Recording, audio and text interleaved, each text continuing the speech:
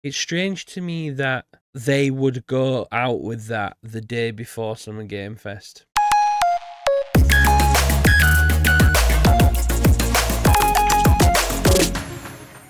Unless they've got big things that they've saved for Summer Game Fest. But you think that if PlayStation were going to do their big announcements, they would have done them at their own State of Play 4 days before Xbox have their showcase on Sunday. Because I do think that Xbox are going to go big right now. Xbox had such a good showcase last year, and then for the first time in Xbox history, they have actually followed up on that showcase with the best, most enjoyable 6 months of content that Xbox has ever had, and they're going to want to capitalize on that now. They're like kids at Christmas, because it's like this is the first time in a long time that the audience has been in favor of Xbox and been like excited to see what Xbox are going to do. So I think Xbox are really gearing up for something big on Sunday.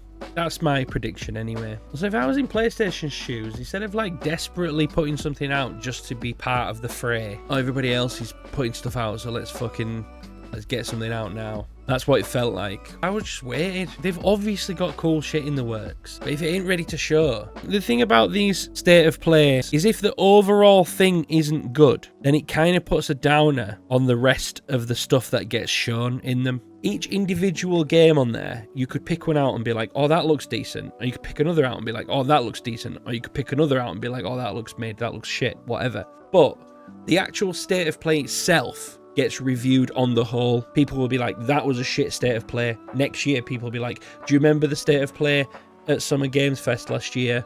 That was crap. PlayStation had a crap year last year. Therefore, it's damaging to the individual game that was on there, because people don't remember it like that. Even now, sitting here, I can't remember all the things that were on that. On the whole, that was a crap State of Play. So I think they should always make sure that they have that one thing that's going to blow people's minds.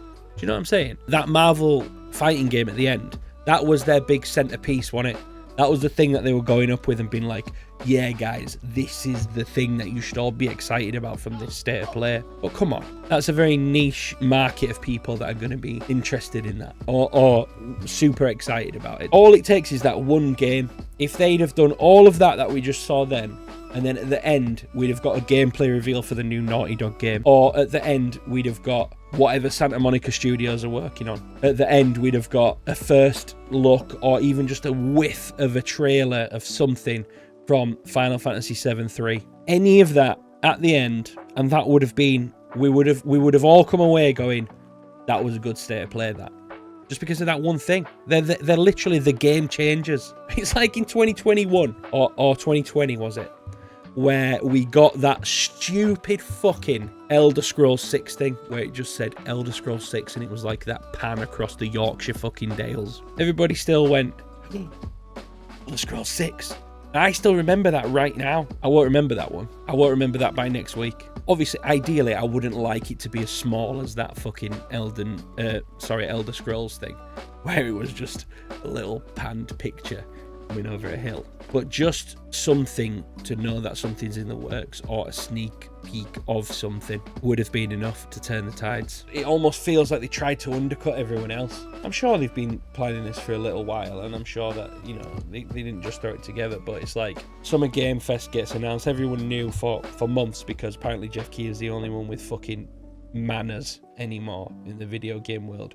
We've obviously known all year that this Friday was going to be Summer Game Fest. And then Xbox announced that their summer showcase is going to be Sunday the 8th as part of this not E3 weekend. And then the Switch 2 arrives today, and Switch 2 announced themselves as partners at Summer Game Fest. So they're going to do something or say something there. And then obviously we get Future Game Show, which we get every year as part of it. Then out of the blue, yesterday, PlayStation go, we're here too, and guess what? We're here before everyone else. We're going to slip in before everyone else. But then it just didn't deliver. They might as well just not done it, because all of the good stuff could have just been saved for when Santa Monica were like, yeah, this thing that we're making is ready now. Whatever we're doing with the God of War franchise, or whatever this new IP we're working on, Naughty Dog, whatever they're working on. Final Fantasy 7-3, come on, time for a little sneaky peek. Like buying a right nice kebab and just binning it. Now, apparently his kebab was horrible. The Marvel fighting game at the end that they made such a big deal about just was not enough. It wasn't enough to be that like flagship thing for me. The Silent Hill F gameplay was cool, don't get me wrong, I enjoyed that. The Silent Hill F gameplay was cool. And obviously we got some more Metal Gear Solid Delta gameplay.